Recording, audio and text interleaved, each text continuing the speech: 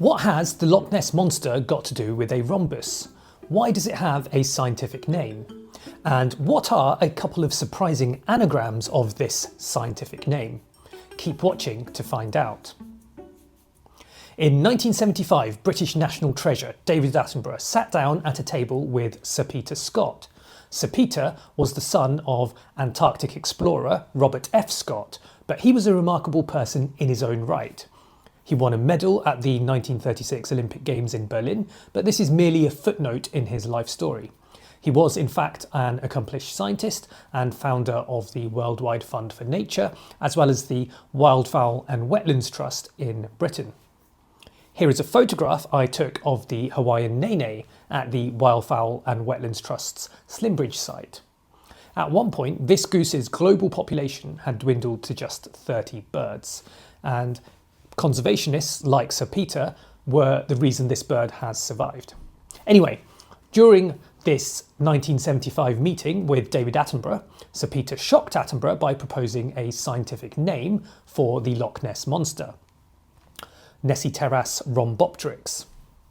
What kind of serious scientist would come up with a name for a creature that almost certainly did not exist? Sir Peter's reasoning was that if Nessie did exist, it should be conserved, and in order for it to be given all the protections that other endangered species were given, it needed to be scientifically classified. The genus Nessiteras means Ness Monster, understandably enough. But what of the species identification Rhombopteryx? Those with an interest in natural history are likely to have heard of Archaeopteryx, long thought of as the earliest known bird. The second part of that suffix comes from the ancient Greek for wing. It's no coincidence that we see this in words like pterosaur and helicopter.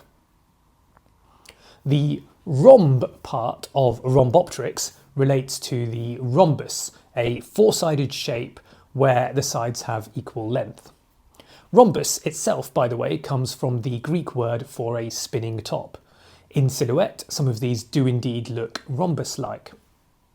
So Rhombopteryx means rhombus-winged, or in this context, rhombus-finned. The logic behind the name seems reasonable when you consider this illustration from a 1975 volume of the journal Nature. The illustration itself was based on two pictures obtained by American researcher Robert Rines using underwater cameras in 1972. The name Nessiteras rhombopteryx becomes a little more intriguing when you learn that it is in fact an anagram of Monster Hoax by Sir Peter S. Robert Rines, the photographer whose pictures inspired the illustration we just saw, responded by noting that Nessiteras rhombopteryx was delightfully also an anagram of, yes, both pics are monsters, are. Rhombus itself, by the way, was for centuries also the name given to the genus of several flat fish, such as brill and turbot. That name has now been superseded, but you can see why it was used when the fish in question look a bit like this. Well, I hope you enjoyed this monstrously fishy tale. Please do like and subscribe if so. I hope to see you again soon.